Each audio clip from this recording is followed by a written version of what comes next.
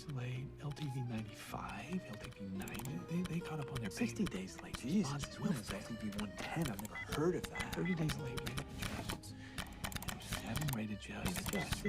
LTV 95, 90. Jesus. He hasn't moved all day. He does this every few days.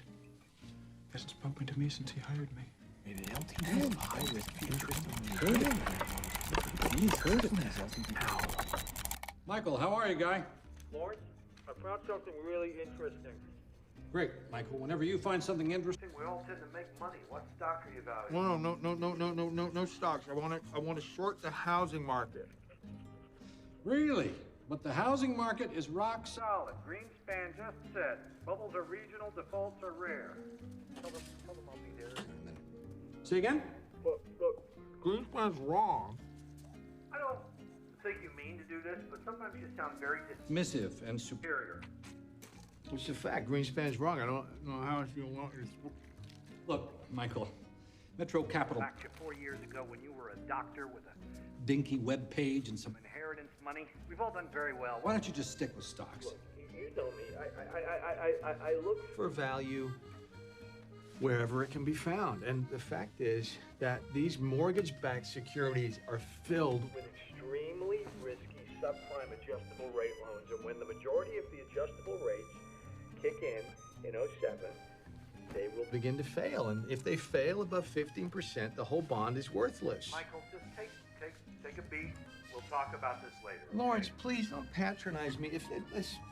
Mortgage-backed securities, subprime loans, tranches. It's pretty confusing, right? Does it make you feel bored or stupid? Well, it's supposed to. Wall Street loves to use confusing terms to make you think only they can do what they do. Or even better, for you just to leave them the fuck alone. So here's Margot Robbie in a bubble bath to explain. Basically, Louis Ranieri's mortgage bonds were amazingly profitable for the big banks. They made billions and billions on their 2% fee they got for selling each of these bonds. But then they started running out of mortgages to put in them. After all, there are only so many homes and so many people with good enough jobs to buy them, right? So the banks started filling these bonds with riskier and riskier mortgages. Thank you, Banjo.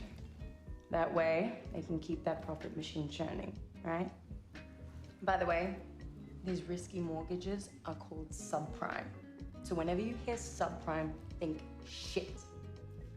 Our friend Michael Burry found out that these mortgage bonds that were supposedly 65% AAA were actually just mostly full of shit. So now he's going to short the bonds, which means to bet against. Got it? Good. Now fuck off. It's only a matter of time before someone else sees this investment. We have to act now. How do you know the bonds are worthless? Aren't they filled with fucking thousands of Pages of mortgages? I read them. You read them? Yeah. No one reads them. Only the lawyers who put them together read them. I don't think they even know what they've made. The housing market is propped up on these bad loans. It's a time bomb, and I want to short it. Through what instrument, Michael? There are no insurance contracts or options for mortgage bonds. The bonds are too stable. Lawrence,